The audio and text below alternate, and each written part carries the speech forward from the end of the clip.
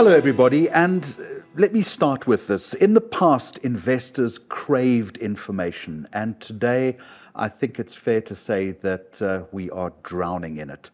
The edge no longer lies in access, but it is in the interpretation of that information.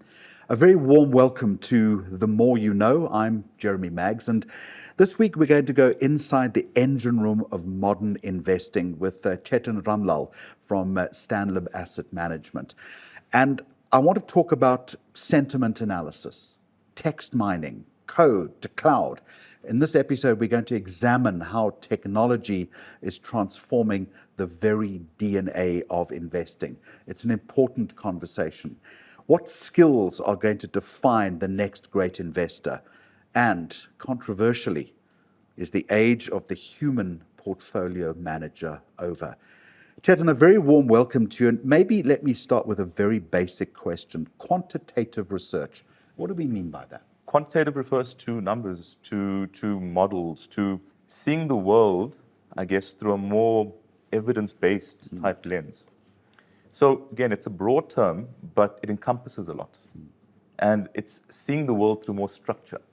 That's probably one way I could phrase it. And it really symbolizes this world that we are in. And I think it touches many fields, but really it's the sign of the times that we find ourselves in. What structure are you looking at on a day-to-day basis? So I think it all comes down to data. That's really the departure point for all of this. And if you look at the world now, it's evolving. It's changing rapidly. I think we've seen the developments over the last few years. And that foundation, that anchor point is data. And when we speak about structure now, it's about how do you view the world in a way that one can still get insights from this data. So the data must not just be for the sake of it, but rather useful. And that story around data is fascinating.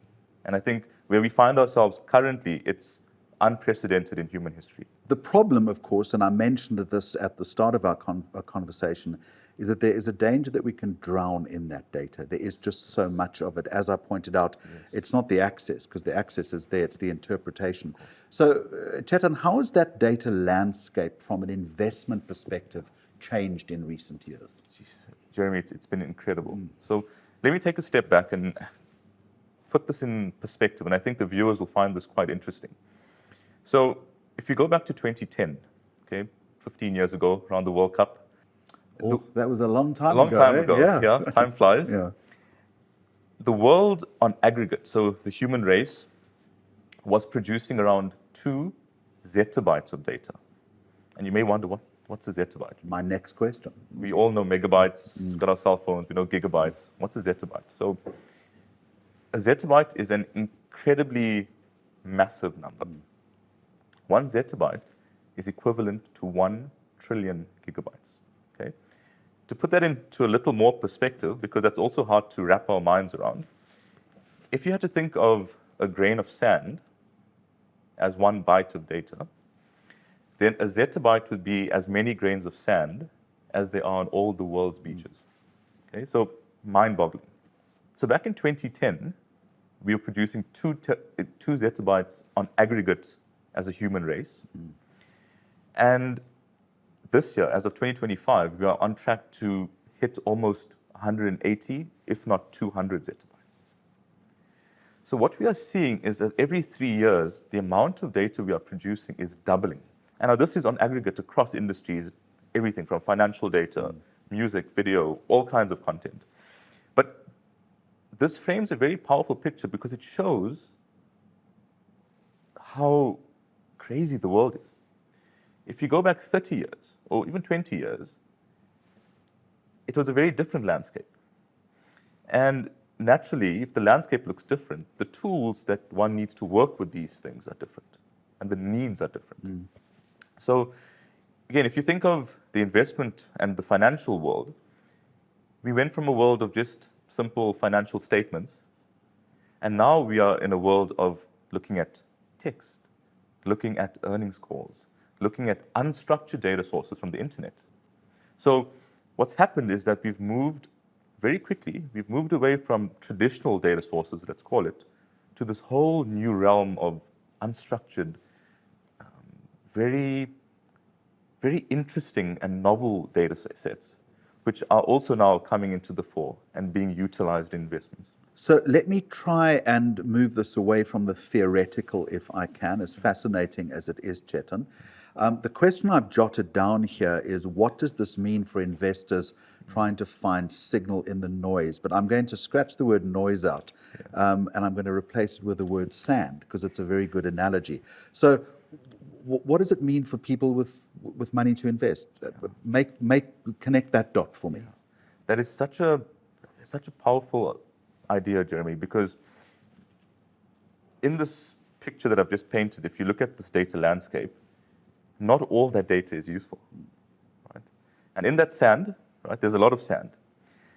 But in and amongst that are the nuggets that actually can be used. And I think this actually brings me back to the earlier point I made, in that we have to be sure that the tools we have now are the right tools to find those nuggets within the sand. So there's a whole host of ways that one could unpack this and look at it. I think it's very important with an investor mind on whether we an investment manager or on the other side of the coin as an investor themselves, just to understand how do you start to filter? How do you get better at recognizing what is valuable and what is not? What is the signals and what is the sand or the noise? And it's not a perfect process. I think that's the key takeaway. It's also a process that's evolving. It comes back to the tools, like I keep mentioning.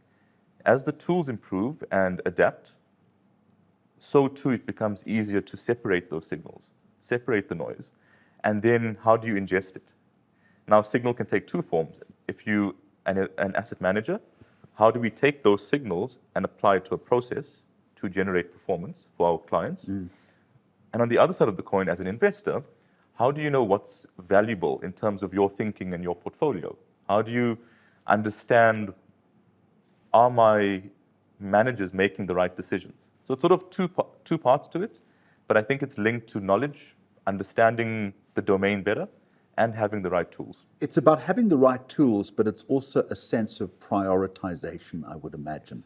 So let's use the sandbox analogy, although it's a pretty big sandbox, let's be honest.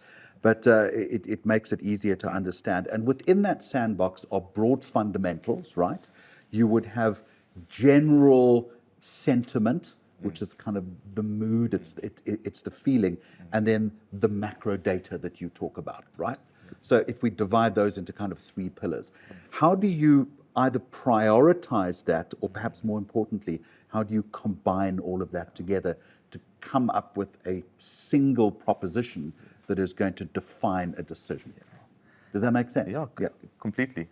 And it's such a great question. And if you think about what you've asked, you can see the complexity in that.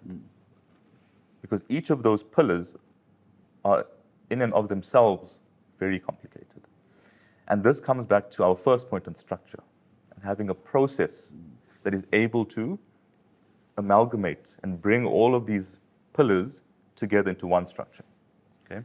So if you think about, let's start also just looking at company fundamentals. I mean, that's the departure point. Financial ratios, profitability of companies. That's one very important pillar. Then, like you rightly mentioned, there's sentiment out there. This is becoming a much bigger data set, especially in the last 15 to 20 years. Understanding how analysts are thinking about companies. If a politician comes onto stage, makes a statement, or if a CEO of a company makes a controversial statement, what does that mean, or what does that do to the share price? And it might not be the statement, it might be what they omit to say. Exactly. Yeah. And what's fascinating is the nuance. Even in a speech, for example, there might be certain cues, there might be certain enunciations or tonalities when someone speaks, or choice of word, which might actually have a signal in it.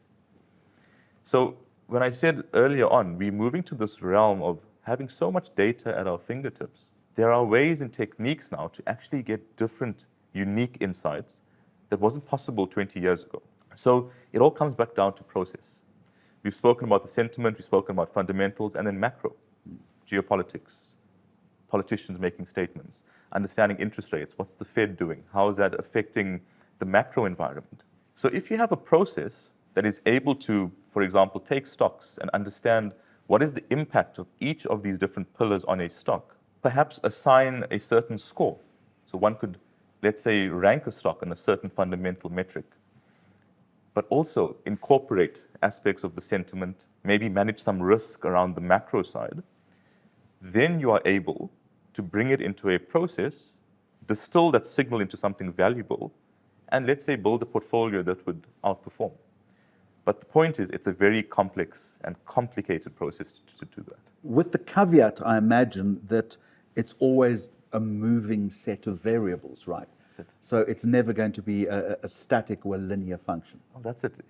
Let's use that example of a financial statement. And let's go back, time travel 50 years. A company would report financials once, maybe twice a year, maybe a trading update here and there. And that would be sort of, let's call it the hard data that the market would have access to. Of course, you could meet with management and speak to them, but what you're seeing is quite infrequent data releases of some sort. But fast forward 50 years to today, people are sending tweets. CEOs are all over the internet. As much as you've got financials, you've got people speculating. You've got people having opinions, expressing a view on social media. Are those not signals also? And that's where companies, where thinking is moving, because people are realizing there's signal amongst the sandbox. It's not just limited to a traditional, let's call it classical data set anymore. So it's that being nimble. And like you said, the world is moving very fast. We have to ask ourselves the question, are we keeping up? And are our processes and structures still relevant? We are going to stay in this fascinating sandbox. You are watching The More You Know, and in this episode, we are diving into the real mechanics of modern investing, from data, as we've been discussing, not to discount, of course, the importance of the human mind. And my guest is Chetan Ramlall. So let's continue this. It's both fascinating and exhausting as well for many people.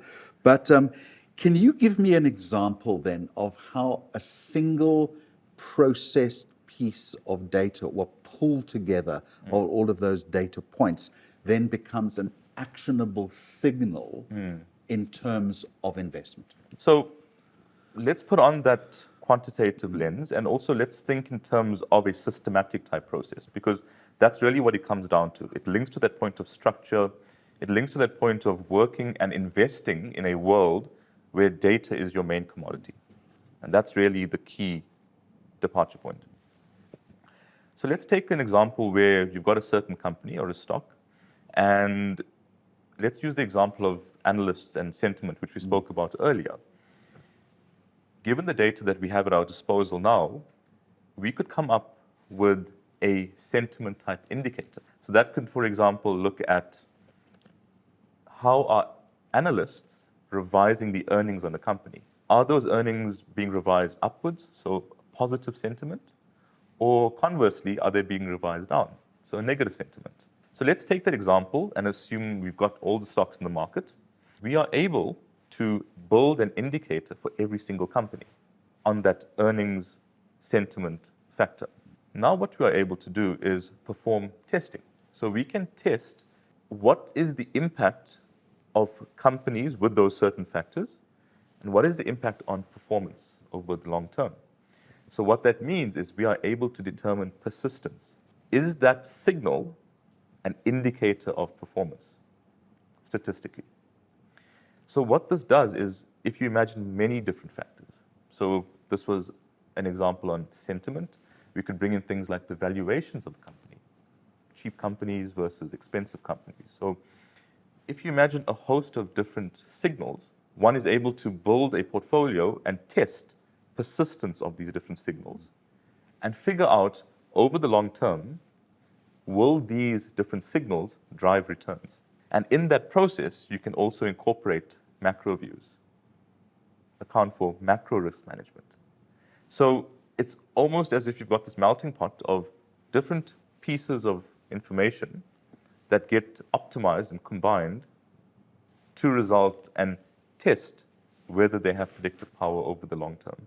So, Chetan, I want to raise this if I can. And I want to talk a little bit about risk in this process. So, you're dealing with all of these variables, but given that we live in this era right now of hyper accentuated volatility and uncertainty, how do you make allowance for the proverbial black swan that is going to creep into this process at some point? How do you build in analysis and resilience around that? So, as always, you've got to come back to data, and data is what is our strongest foundation to build a process on. If you think of these black swan type events, by definition, they are hard to predict. They are what we'd say multiple sigma events, where it's very unlikely, but it can happen. But nonetheless, there are ways to protect against it and do our best to manage it within the framework we have. So, for example, if you think about macro risks, there are ways which a portfolio, for example, can be tilted and optimized to, for example, neutralize itself to certain macroeconomic factors. So, for example, the gold price, or move in oil, or an exchange rate.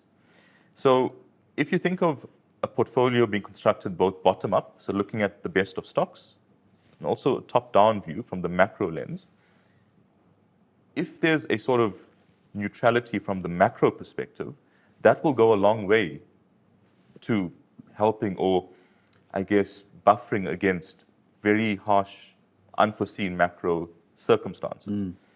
But nonetheless, again, by definition, it's a tough one, because one can't foresee what exactly is going to happen. It has to come back to process. And if you believe in the long term that markets will be driven or should be driven by fundamentals, then one has to have faith in that. And I think, Jeremy, an important point is that you've got to think in terms of bias as well, right? And I think there's a subtle point in this where having a systematic type process and having a structured, quantitative type approach to our thinking goes a long way in cutting out human bias. And I think human bias is a very dangerous part of investing where structure falls away. And I think we, as humans, naturally can be swayed by our emotions, which can be a big detriment in the investing world. And it's how best do you separate these two worlds? Comes back to the signal and noise again. What's the data actually telling us? And how do we build a strategy that looks at those points of solidity and not the emotions and the, let's call it the looseness around a sentiment? I absolutely understand that. But at some point, surely human judgment does play a role, albeit you might suggest a diminishing one. Yes. So I think, and this I think quite neatly brings me to that point of understanding how the human portfolio manager is actually evolving, given these tools that we find ourselves with and the technology that's at our fingertips. Humans play a critical role, and that's categorically true. For now. For now. But I think even for the foreseeable future, we are playing an important part in building these systems and also understanding what we call domain knowledge. So if you think of the knowledge ecosystem, there's sort of two broad categories. You've got domain knowledge and specific knowledge. So if you think of the AI tools that are out there, they're very much specific. There's machine learning algorithms that can do specific things.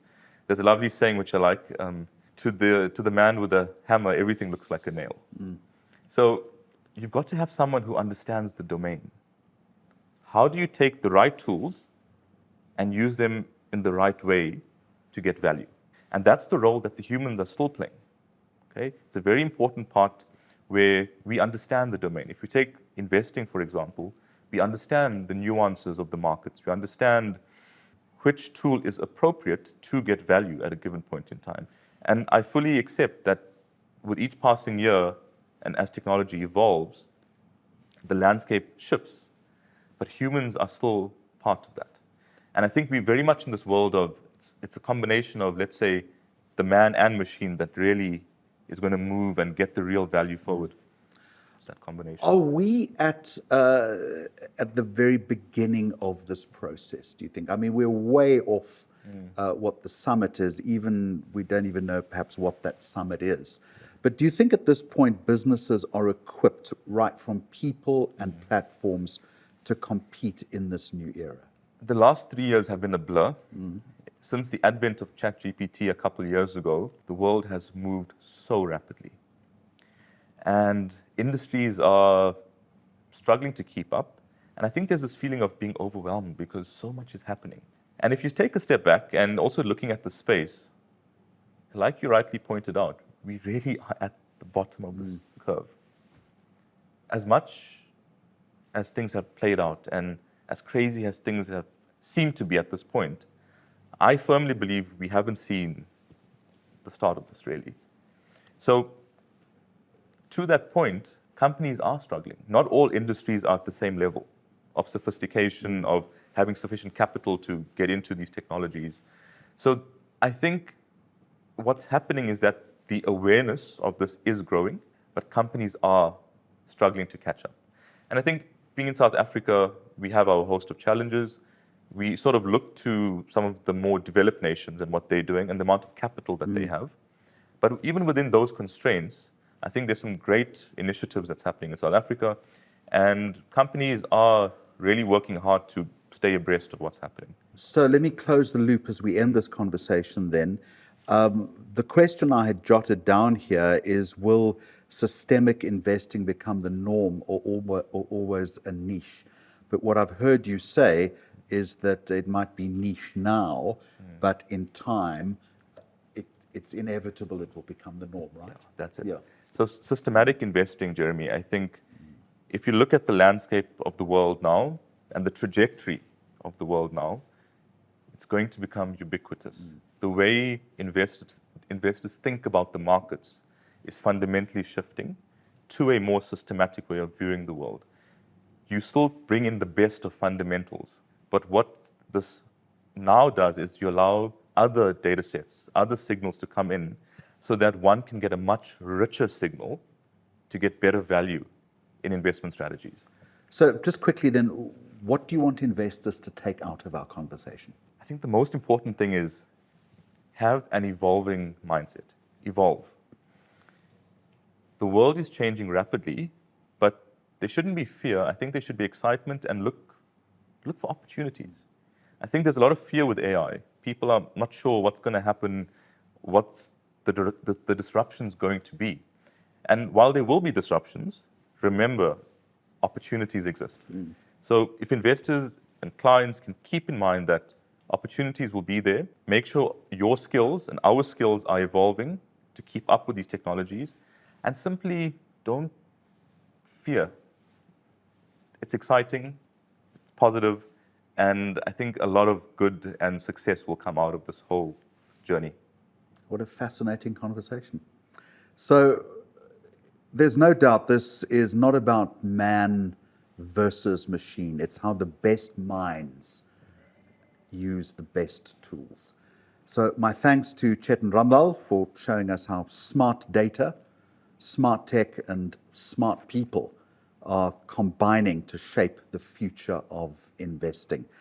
That's it for this edition of The More You Know. Until next time, stay curious, stay informed, and as Chetan said, stay invested. STANLIB Asset Management Pty Limited is an authorized financial services provider in terms of the FASE Act. This content should not be construed as advice.